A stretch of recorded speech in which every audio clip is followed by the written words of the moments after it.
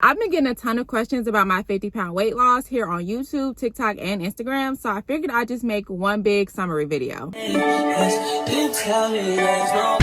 third of the brownie, that's the serving size. So if you eat the whole brownie, don't let nobody tell you walking won't help you lose weight, because here I am, 51 pounds down. Hold on, y'all.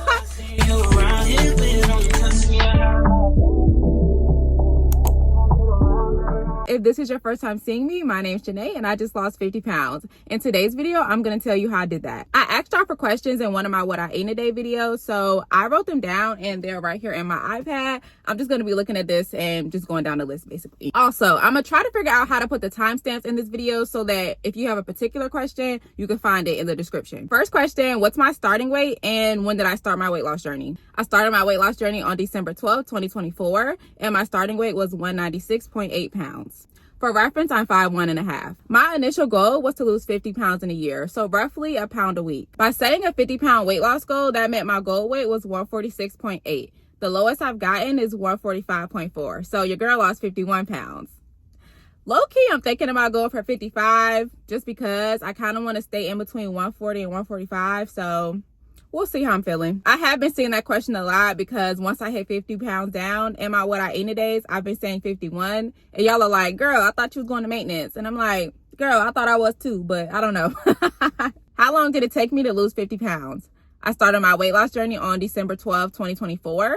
And I hit my 50-pound weight loss goal on March 21st, 2026. So about, what's that, like a year and 3 months, something like that. Not too long. What I have to say about that, if you feel like that was too long, is the time is going to pass either way. You might as well just start now. At my year mark, so December 12th, 2025, I was 46 pounds down. At that point, I was trying to decide if I still wanted to try to go for 50 or not. And honestly, only because I share my journey on social media, I decided to go for it. Like, I don't know. I felt like I was going to like let y'all down if I didn't see it through. So, so shout out to y'all for keeping me accountable. I will say the holidays were coming up and then me and my boyfriend actually became like boyfriend and girlfriend, and then Valentine's Day. So your girl was eating a little bit. So I was like calorie deficit, maintenance, calorie deficit, maintenance. Like I was going back and forth. But then in March, I was like, let me actually lock back in. And then I just lost the rest of the pounds. So that's how that went. This was not a question, but y'all, take pictures throughout your weight loss journey, even in the beginning. That's the one thing I wish I would have did more of. I wish I had more before pictures and videos. I don't even know that I have true pictures of my before because I didn't want to take pictures, y'all.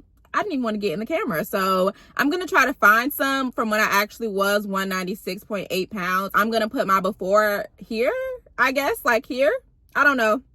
It's either gonna, I don't know which way is the right way. The before and after pictures will be right here, okay? Also, log your weight. Even if you don't do it like me, like I logged every day, just do it once a week. Just have a record of how your weight is trending. Also, take your measurements.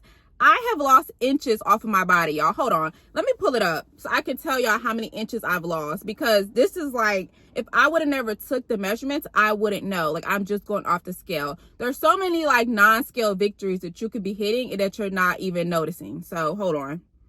Let me pull it up so I can tell y'all how many inches I've lost. I actually haven't taken my measurements since January, but I started taking my measurements on January 15th, 2025. My waist was 34 inches. On January 23rd, 2026, my waist was 29.25 inches. Yeah, I'm sure it's gotten smaller now because we're in April. So yeah.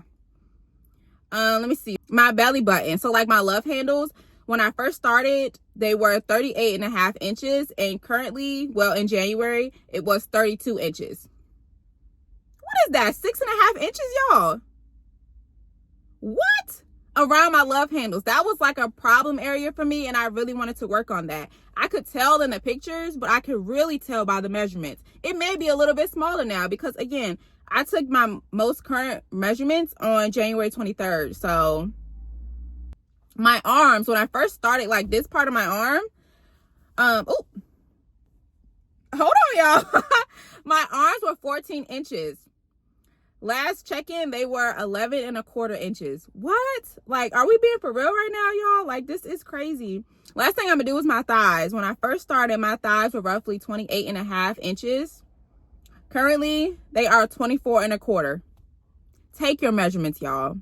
Take your measurements and take your weights and take the pictures. You're gonna wish you took them so you can see how far you've come. So yeah. When did I start to see changes in my body? I would honestly say like 15, 20 pounds down, I could see the changes. People around me started to notice the changes when I was like 25, 30 pounds down. Looking back at pictures, I can see that my face has slimmed down and I can see my arms have slimmed down. Okay, the next question is, how did I figure out my maintenance calories? I Googled a TDEE calculator and it used my age, weight, height, and gender to calculate my maintenance calories. And then from there, it gave me a recommended deficit. I think my maintenance was actually 2250 and my deficit was 1750. Yeah, that's exactly where I was at. And if you've watched my What I Eat in a Day videos, then you know that my deficit is now roughly between like 1400 and 1500. So as you lose weight, your deficit gets smaller because your maintenance calories decrease. So in turn, your deficit calories are going to decrease as well. Next question is, what did I do to lose weight? I did two things, y'all. Number one was being a calorie deficit, and number two was exercise. My deficit is 500 less calories than my maintenance calories. And I'm going to tell you why that worked for me. If you eat 500 less calories every day for 7 days, you end up losing a pound a week because a pound is 3,500 calories. 500 times 7 is 3,500. That's how that works, y'all. Hopefully that made sense. Please go back and watch that again if that didn't make sense. Because that's a very important concept to understand. Long story short, a pound is 3,500 calories. You just need to know that, y'all. I try to tell y'all as much as I can in my What I Eat in a Day videos, but once you understand that, the weight loss becomes easier. What app do I use? I use the free version of the Lose It app, y'all. If you're looking for it in your app store, it's like an orange scale. I'm gonna try to put a screenshot up on this video. Hopefully I know how to do that. I use the free version. So I literally just count my calories, y'all. Like, I don't track macros, none of that. That just seemed like too much long term. I knew my weight loss journey was going to be over a year long. I'm not doing those macros and stuff every day, being upset if I don't hit my macro goals. I wasn't doing that, y'all. Look, before you can run, you got to walk. Before you can walk, you got to crawl. Baby steps, okay? But remember, I was almost 200 pounds. I'm not going to just do like a 180 and start just doing all of that. It's just not happening. So I just counted my calories, y'all, because I get that question a lot too. That's all I track is calories. Yep. And it worked out just fine. So yeah. Another question I get is, does my weight fluctuate? Yes, my weight fluctuates basically every day. I go up and down, up and down, up and down. I'm going to try to put in a picture so you can see a month like screenshot. I think I want to show you, I want to say it was August of last year. That's such a good month for me to show you because my weight basically went up and down every single day, but the trend was that it still went down. Do not be discouraged if your weight is fluctuating. Let me tell you how I don't stress out about that. Let's remember that a pound is 3,500 calories. You know you did not eat an extra 3,500 calories. Like, that's on top of your maintenance. You did not eat an extra 3,500 calories on top of your maintenance. So if the scale is up a pound or two, it's fine. You know you didn't eat that much. It could be anything. It could be water weight. You could just be that time of the month coming on. 9 times out of 10, you're a woman watching this. So, like, y'all know how our bodies get. So I just don't stress that. But I did like to weigh myself every day during my weight loss journey just to track my trend. Like, I didn't have like a toxic relationship with the scale. I just used it more as data. So like, the more data I had, the better I understood my body and I could just move accordingly. What type of exercise did I do during my weight loss journey? If you found me on TikTok, Instagram, or YouTube, 9 times out of 10, you saw me doing my 10,000 steps. I like to get my walks in, y'all, whether that's outside or on my walking pad. But there was a time before the walks, y'all. Believe it or not, there was a time before the walks. When I first started my weight loss journey, I was actually living in Pennsylvania and it was the middle of December. So it was freezing outside. There was no walks, y'all. No. I did have a home exercise bike and some dumbbells I got from Five Below and some resistance bands. So I would just use those 3 things to do home workouts. Then when it started warming up, I started back with my walks outside. And lucky for me, I moved back to Virginia. So we have pretty nice weather here. So I got in a lot of walks during the summer. And that's actually when I started my first social media page, which is my TikTok. And I was doing a 10,000 step challenge. By the time it started to get cold outside again, I knew that I loved walking. And so I asked my parents for a walking pad for my birthday. My birthday is at the end of September, y'all. So it was getting cold. By the time the weather actually switched to being cold for real, it was around November. And I've been using my walking pad every day since then. I try to get on it every day for at least 30 minutes. I try to do at least 3 miles. If it's a good day, I could do 5 miles because that's 10,000 steps. But any movement is better than no movement. So Don't let nobody tell you walking won't help you lose weight, because here I am, 51 pounds down. Walking has been my primary source of exercise. Seriously. Walking literally has changed my life, y'all. Walking every day, get your steps in. This isn't really a question that y'all left for the Q&A video, but I see this comment quite often on my TikTok, so I figured I'd answer it here. Y'all be asking me, how can I eat so much and still lose weight? I'm trying to figure out if y'all being shady or not by that, but let me just answer it here. I'm going to say it again. A pound is 3,500 calories, y'all. My biggest concern is the calories.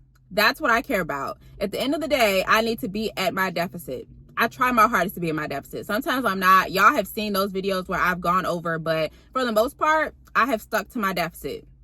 I did not restrict any foods during my weight loss journey. I'm not a fan of that. I still want to eat the foods that I like. I just eat them in moderation. I still ate my fast food. If I felt like I wanted McDonald's, I went and got McDonald's. I'm not like restricting any foods. That just was not realistic to me. And I knew that I actually wanted to maintain the weight loss.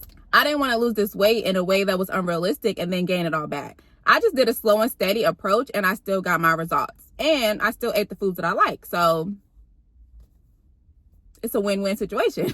Again, I know I keep referring back to my what I eat in a day videos, but I have like over 100 of those videos, y'all. Here on YouTube Shorts, it's on my Instagram Reels and TikTok. So if you want to see like examples of what I eat, fast food, it's over there. Or if you want me to make a video on like fast food, like what I order now versus what I used to order, let me know.